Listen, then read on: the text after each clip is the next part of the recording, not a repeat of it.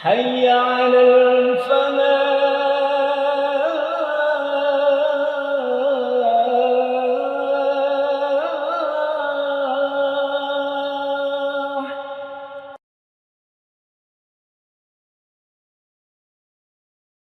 Bismillahirrahmanirrahim. Assalamualaikum warahmatullahi wabarakatuh.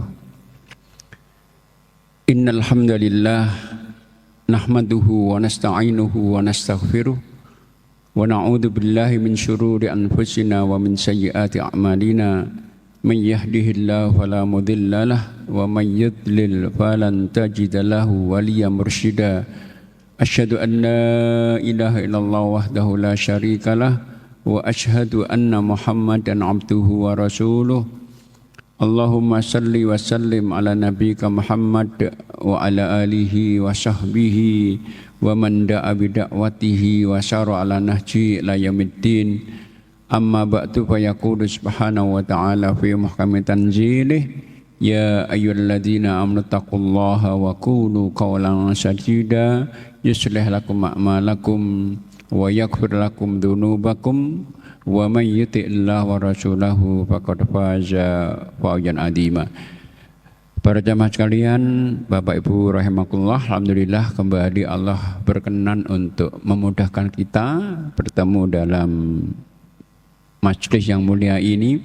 Mudah-mudahan Allah berkenan untuk meridhoi dan mudah-mudahan berkenan untuk mencatat upaya kita di malam hari ini sebagai bagian dari ibadah kita yang mudah-mudahan nantinya bisa menambah beratnya timbangan kebaikan kita, insyaallah. Allahumma amin. Bapak sekalian, sebagaimana kita telah ketahui bersama bahwa fikih itu satu cabang ilmu dalam Islam, yaitu ilmu yang mengajarkan kepada kita tentang hukum-hukum syariat yang bersifat aplikatif, yang itu didasarkan pada dalil dan rinci Quran, Sunnah, dan ijtihad para ulama kita. Nah, maka itu belajar fikih itu bagi umat Islam sebenarnya suatu hal yang wajib. Karena dengan belajar fikih maka bisa memastikan bahwa yang akan dikerjakan itu adalah ada dasarnya, bukan sekedar katanya, keyakinan belaka. Karena dalam pandangan Rasulullah, sebaik apapun amal kita, dalam pandangan kita ternyata nggak sesuai aturan dalam Islam, tertolak. Nabi mengatakan, man amila amalan laisa alaihi amruna fahuwa raddun. Siapa yang beramal sementara tidak ada dasarnya dari perkara kami, syariat kami, maka amal tertolak. Nah, fikih sebagai aturan hukum dalam Islam, ilmu mengajarkan hukum itu tabiatnya sempurna. Yang kesempurnaannya menyentuh semua aspek kehidupan kita. Sehingga kita belajar fikih ya akan belajar semua hukum berkaitan dengan kehidupan kita, baik yang berkaitan dengan hubungan dengan Allah atau dengan sesama. Maka dalam fikih itu tidak belajar tentang hukum ibadah mahdhah saja, sholat, zakat, haji, puasa, tidak. Itu bagian yang sudah kita pelajari. Tapi juga ada kaitan hukum berkaitan dengan aktivitas harian kita, berdagang, makan, minum, berpakaian. Nah, kita akan belajar malam ini tentang fikih muamalah, fikih yang berkaitan dengan interaksi dengan sesama. Nah, ada kaidah yang berbeda dalam memahami hukum-hukum dalam fikih ibadah dan fikih muamalah. Dalam fikih ibadah, kaidah fikihnya al-aslu fil ibadati at-tahrim hatta yaridal amri. Asal hukum ibadah mahdhah itu haram. Kita nggak boleh menjalankan ibadah mahdhah sendiri sampai ada dari yang memerintahkan. Jadi ketika kita ibadah mahdhah, sholat, haji, puasa, wudhu, itu kita harus sesuai aturannya, nunggu perintah saja. Kita nggak boleh menciptakan ibadah mahdhah sendiri. Beda dengan kaidah hukum muamalah, berdagang, berpakaian, makan, minum. Kaidahnya berseberangan, yaitu al-aslu fil muamalati al-ibahah hatta yarida del nahi. Asal hukum muamalah itu boleh sampai ada dalil yang memerintahkan. Contohnya yaitu kita bisnis, berdagang, tukar menukar, kontrak mengontrak. Itu dalam pandangan agama fikih, hukum fikihnya boleh asal hukumnya. Maka kita dagang dengan siapa saja boleh. Ya, orang Muslim, orang Yahudi, Nasrani, Majusi.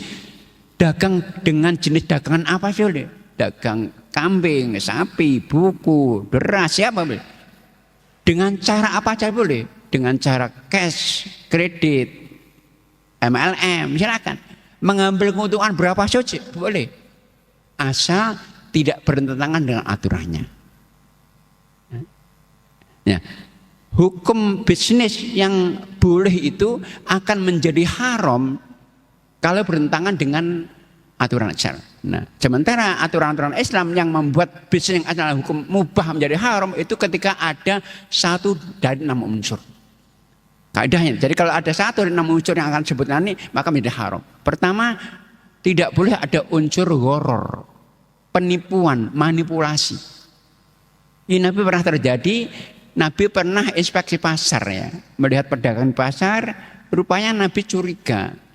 Perhatikan ada seorang pedagang gandum, kelihatan nampak baik semuanya, kering, indah. Nabi curiga, akhirnya Nabi memasukkan tangannya ke dalam. Ternyata ada yang buruk. Maka tanya, kenapa kok ini Anda taruh di bawah? Dijawab oleh pedagang itu, ya Nabi kalau aku taruh di atas nggak ada yang menawar. Makin ada hadis kemudian man wasyana falaisa minna. Siapa yang menipu maka bukan dari golongan kami. Contoh misalnya kita punya motor tabrakan, mobil tabrakan, sesisnya udah bengkong ini, kita masuk ke bengkel bisa indah lagi. Masukkan showroom banyak orang tertarik. Padahal kalau kita drive, kita setir akan oleng. Nah kalau kita nggak jelaskan cacat yang fatal itu kepada pedagang, maka kita berbuat zalim. Sama kita juga nggak mau beli dagangan yang juga orang tua kita kedoli, yaitu penipuan, manipulasi.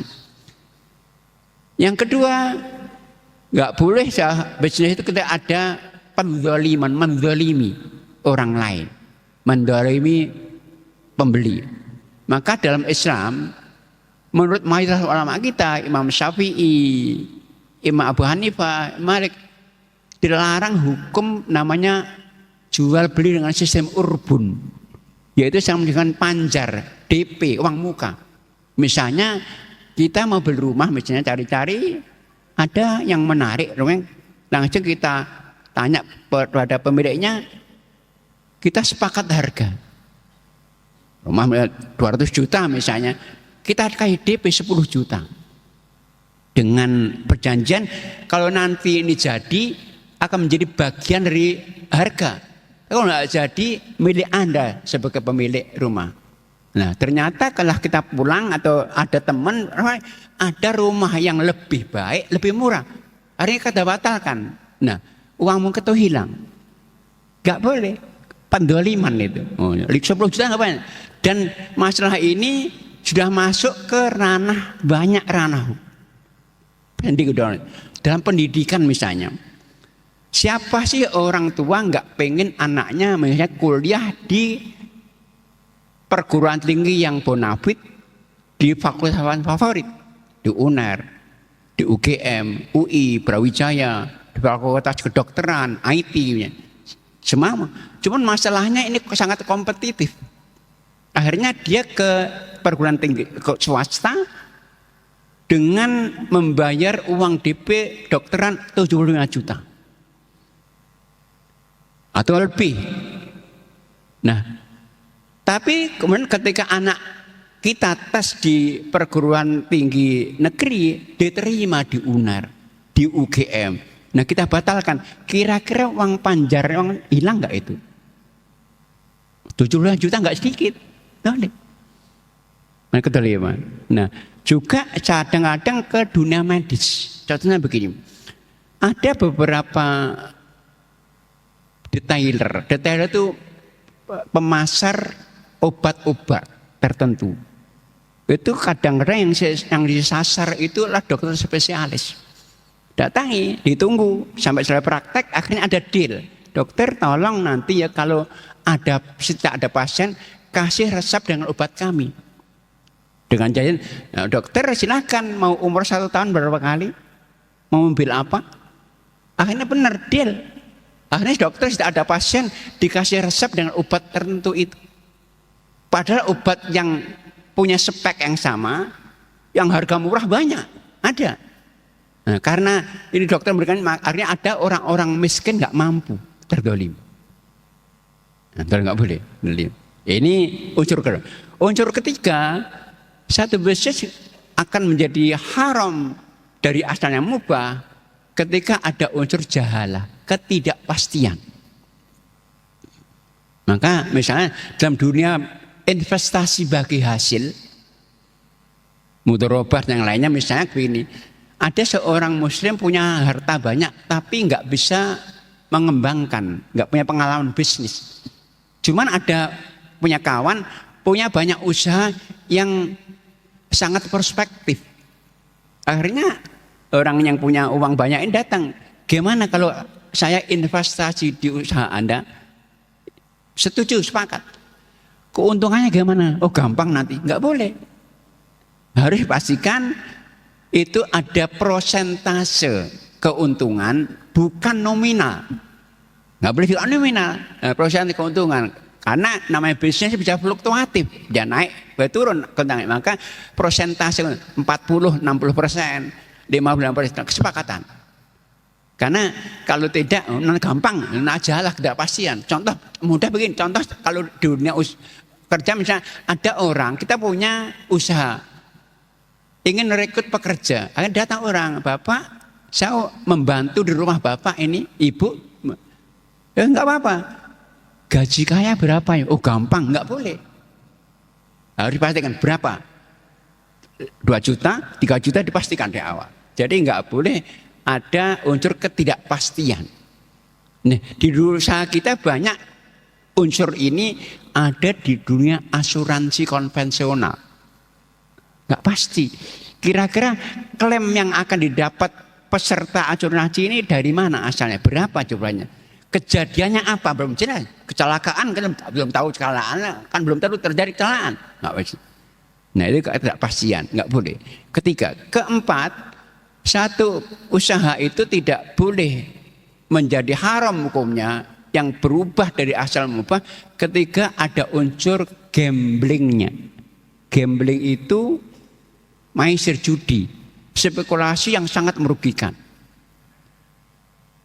Contohnya, ketika ada bursa saham, kita beli saham, nah, tapi saham di bidang apa ini? Nggak jelas. Misalnya kok kita beli saham di perusahaan ada di Jepang, ya. Di Jepang punya apa nggak jelas.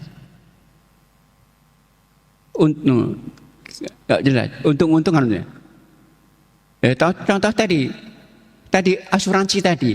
Kira-kira klaim yang kita dapatkan itu nanti berapa ya? Dari mana asalnya ya? Nggak jelas.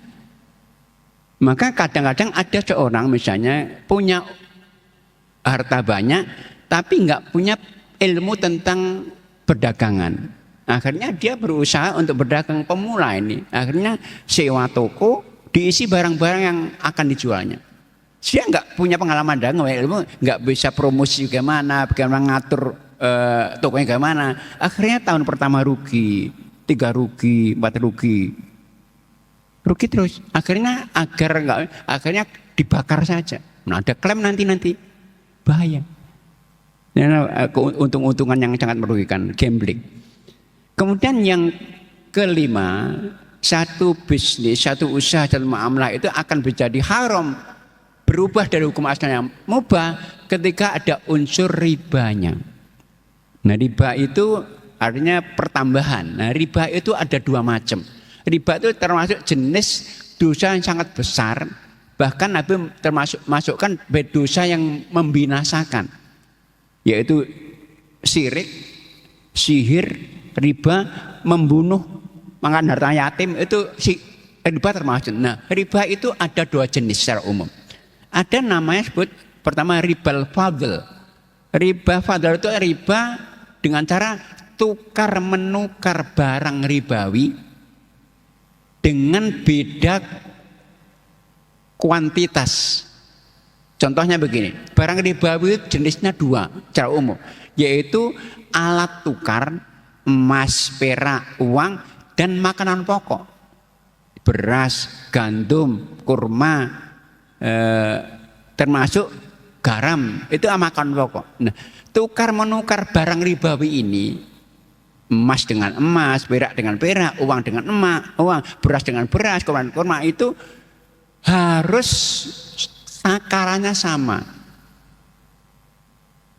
Meskipun beda kualitas. Misalnya begini, ada seorang memiliki cincin, misalnya cincin emas ini 5 gram, kok patah atau modelnya model jadul, ingin ditukarkan ke emas yang model baru, datang ke toko emas. Ini saya mau tukar cincin 5 gram dengan 5 gram, tambah 1.000, itu riba. Nah, kalau nggak ingin riba, ganti akadnya. Akadnya bukan tukar menukar, dijual dulu. Yang rusak jual, terima uangnya, beli lagi, tambah apa. Tapi tukar menukar riba. Itu contoh seperti menjelang Idul Fitri, banyak tukar menukar uang baru dan uang lama. Uang baru 100.000 tukar tambah 10.000. Itu saat bahkan dengan 1.000 pun itu dibakar sama alat tukarnya. Tak kalau beras sama kita punya beras buruk sekali, kita tukar dengan beras yang kualitasnya baik, rojo lele misalnya, itu 1 kilo tambah 1.000, itu riba. Tapi kalau yang ditukar bukan barang ribawi, tukar menukar HP, tukar motor, tukar motor mobil, tukar motor laptop, itu enggak apa-apa. Karena buang-buangan. Jadi ada barang ribawi khusus yang tukar menukar harus sama persis, harus kontan sekaligus. Kayak tadi emas, perak, uang, termasuk tadi makanan pokok, yaitu beras kalau kita, kalau ada gandum, ada kurma, ada garam dan macam-macam. Tapi sekali lagi kalau itu bukan barang ribawi, bebas tukar mobil, tukar tambah, motor dengan nggak masalah. Itu riba fadl namanya. Yang kedua ada riba nasi'an. Riba nasi'ah itu riba utang piutang dengan ada batas waktu tertentu. Contohnya saya hutang uang 100 juta misalnya, tapi kalau membayarnya nanti 100 juta lebih 1.000. Jadi dengan tambahan. Nah, dalam Islam hutang piutang itu pengembalian hutangnya harus sama dengan nominal yang dihutangnya. Maka dalam Islam itu hutang piutang itu harus atas dasar tolong menolong, bukan mencari keuntungan, dan pahalanya besar sekali. Karena orang yang memberikan utang itu akan memberikan kemudahan di akhirat nanti. Maka ayat utang piutang itu Allah katakan dalam Al-Quran surah Al-Baqarah ayat 280, wa in kana dzu usratin fanadhiratun ila maisarah wa antasaddaqu khairul lakum. Ketika seorang yang berhutang itu sulit membayarnya saat jatuh tempo, beri tangguh waktu lagi. Kalau mau bebaskan lebih baik lagi. Maka kalau kita memberikan hutang, bayarnya lebih nanti tambah 1.000 ya, nggak boleh. Nah, hutang ini disebut Nabi dengan hutang jahiliyah. Hutang yang pertama kali Nabi haramkan hutang ini. Bahkan ada sahabat-sahabat dulu tuh rentenir. Cuman masalahnya begini, orang-orang Quraisy dulu meskipun kafir itu tolong menolongnya tinggi sekali. Kalau hutang piutang nggak pernah ada ribanya, kecuali terlambat dalam mengangsur. Dari riba dikenakan saat terlambat saja. Saya hutang pada teman saya misalnya 1 juta, jatuh temponya bulan depan tanggal 25. Kok nggak terlambat, nggak kena denda, nggak kena riba, nggak tambahan. Tapi kalau terlambat kena denda, itu riba jahiliyah. Maka MUI itu fatwanya. Jadi riba yang sekarang terjadi di alam modern ini lebih jahat dari riba yang diharapkan Nabi pada masa jahiliyah. Kenapa? Kalau jahiliyah itu riba hanya dikenakan terlambat saja. Orang tidak. Akadnya sudah bunga. Nanti membayar lebih awal kena penalti. Terlambat kena cas. Jadi 3 kali. Riba jariah enggak, riba jariah itu hanya pada saat terlambat saja. Kalau sekarang enggak, sudah akad pinjam-pinjam sudah kena bunga, bayar per awal kena penalti, bayar terlambat kena cas. Jadi ribanya mereka. Nah, riba ini diharamkan Nabi pertama kali di alam Nabi itu secara bertahap dulu. Karena ini sudah mendarah daging dulu bertahap. Persis pengharaman Homer. Homer itu enggak sekaligus, bertahap. Nah, tahapan pengharaman Homer itu tahap yang ketiganya itu dalam surat An-Nisa 43, yaitu Allah katakan wala taqrabus sholata wa antum sukaro. Kalian jangan dekat-dekat sholat saat kalian mabuk.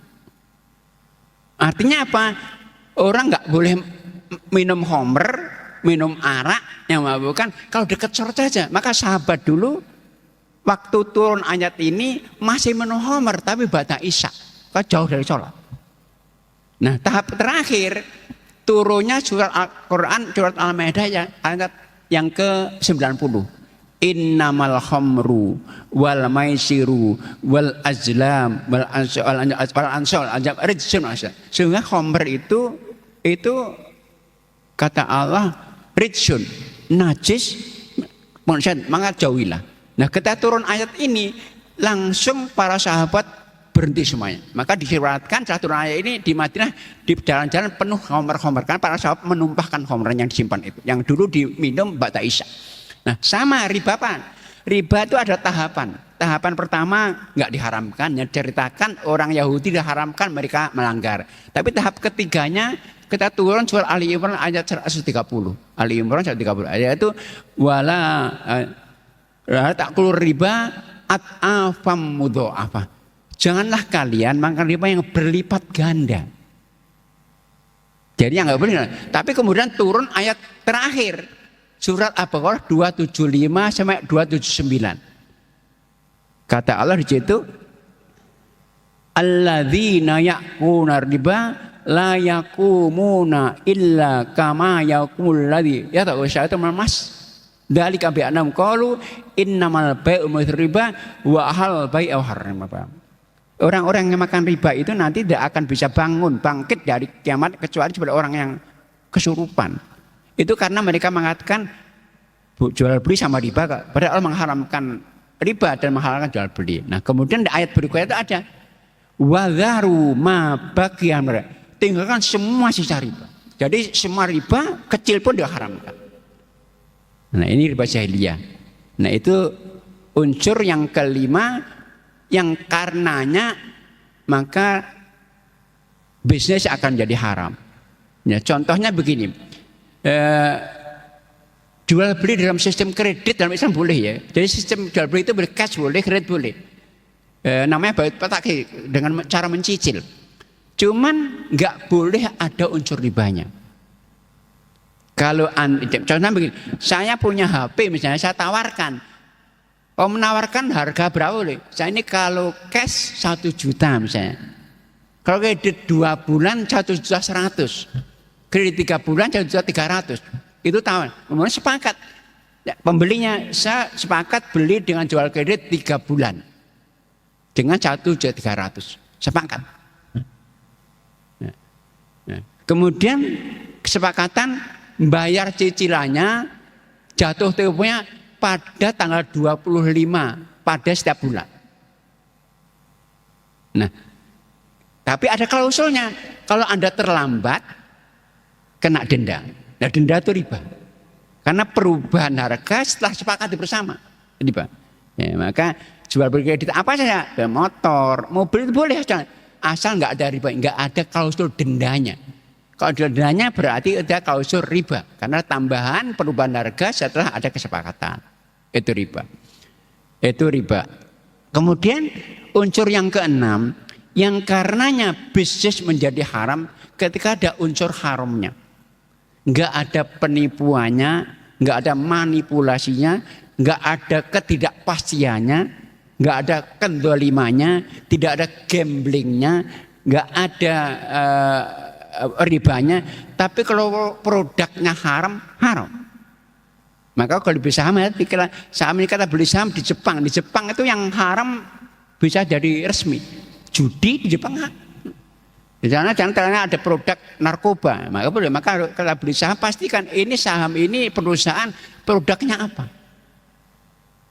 Kita jual beli nggak ada kondolimanya, nggak ada terima. Tapi kalau haram, maka Nabi mengharapkan jual beli barang-barang yang najis, barang-barang yang haram diambil. Kalau jual homer nggak ada penipuan haram. Jual beli anjing karena anjing nggak boleh jual. Termasuk jual beli binatang buas itu dalam Islam nggak boleh. Termasuk jual beli binatang yang haram dimakan. Jadi hadisnya begini, innallaha idza harrama syai'an harrama thamana. Sesungguhnya Allah itu ketika mengharamkan makan binatang, maka haram juga jual belinya. Nah, contoh mudah begini, kucing itu haram atau halal? Haram dimakan, cuman boleh dipelihara. Beda dengan anjing. Anjing itu haram juga dipelihara. Kecuali yang untuk buruk, tapi kucing boleh dipelihara, tapi nggak boleh dijual belikan. Nah, sekarang banyak bisnis jual beli kucing, nggak boleh. Kalau maka mau melihara kucing, mestinya jangan beli, tapi minta saja begitu. Karena ini nggak boleh menjual binatang haram untuk dimakan dagingnya. Jual beli kera, apalagi sekarang ada beberapa anak muda itu suka memelihara binatang buas, ular kobra dijual, itu nggak boleh. Karena itu jual beli yang ada unsur haramnya, nggak boleh. Dan nama itulah sekali lagi 6 unsur tadilah yang membuat bisnis yang asal hukumnya boleh menjadi haram adanya. Yaitu nggak boleh ada, sekali ulangi, nggak ada unsur penipuannya, manipulasi, nggak boleh ada pendolimannya, nggak boleh ada unsur ketidakpastiannya, nggak boleh ada unsur ribanya, nggak boleh ada unsur gamblingnya, dan produknya nggak boleh haram. Terus sama ya dengan makan minum. Ini kalau makan minum itu akad hukumnya boleh. Maka adanya apa? Al aslu fil at'imati wal aslu al hillu hatta ya dula dari tahrim. Asal hukum makan minuman itu boleh halal sampai ada dalil mengharamkannya. Nah, hukum makan minuman akan menjadi haram yang itu ketika ada banyak unsurnya. Ketika unsur merusak akal, haram. Contoh homer. No. Maka semua minuman yang merusak minum akal menjadi haram. Maka ganja misalnya menjadi haram karena merusak akal. Yang kedua merusak fisik. Maka Allah katakan dalam surat Al-Baqarah 195, wala taqtulu anfusakum. Kalian jangan pernah membunuh diri kalian. Nah, contohnya bangkainya ikan, bangkainya belalang itu halal. Bangkai haram ya asalnya, bangkai haram. Bangkai itu adalah binatang mati tanpa sembelih. Atau disembelihnya dengan nggak bisa digebukin, disekek, disetrum, itu haram. Tapi ada bangkai yang halalkan. Apa bagian ikan dan belalang. Cuman ikan itu, maka kalau kita makan ikan nggak perlu disembelih, karena bangkai. Tapi kalau ikan busuk menjadi haram karena membahayakan fisik.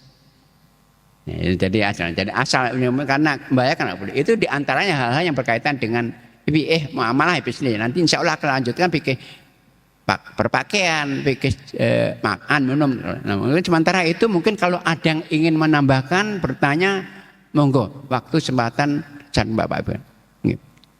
Ya. Ada yang menanyakan?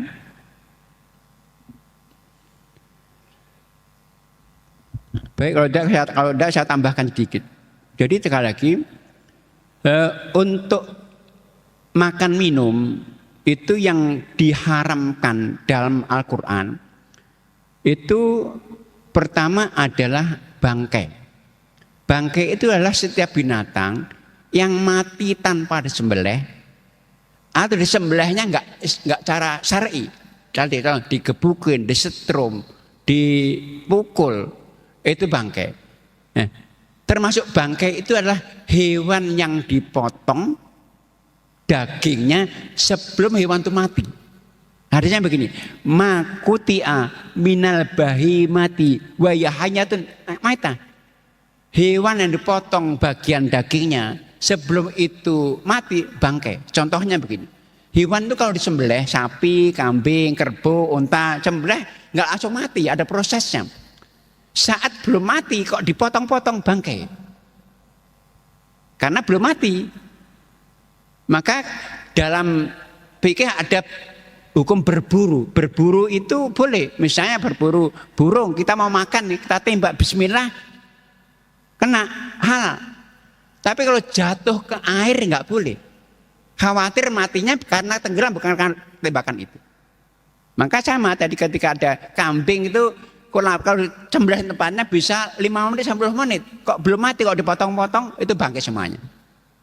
Seperti bapak-bapak penyembelih ayam di pasar-pasar. Nggak tahu hukum menyembelih, disembelih masih gerak-gerak masukkan air panas ini. Matinya kenapa? Air panas, mati, bangkai. Nah, itu bangkai yang itu haram. Nah, cuman ada 2 bangkai yang halalkan, yaitu bangkainya ikan belalang. Yang kedua yaitu khinzir ya. Khinzir itu daging babi, daging dengan segala semua turunannya haram semuanya.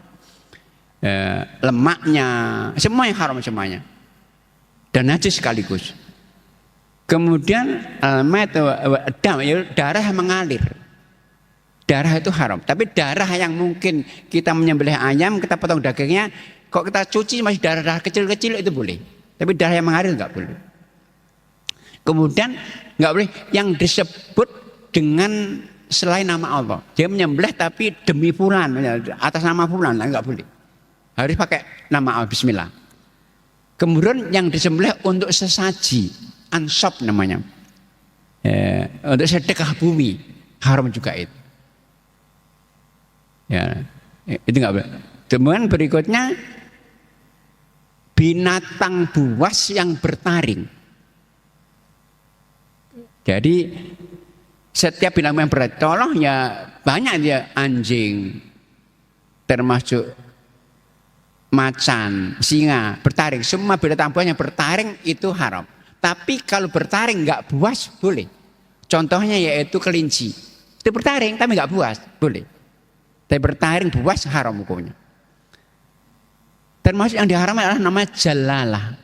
Jalalah itu adalah binatang yang berubah baunya, dan perubahan ini karena makanan yang dimakannya. Jadi ada bangkai atau kotoran dimakan hewan, karena banyaknya merubah bau aslinya, karena terpengaruh makan itu kan haram.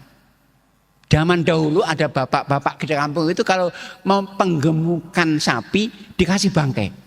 Kenapa? Dikasih bangkai dia akan nafsu makannya tinggi.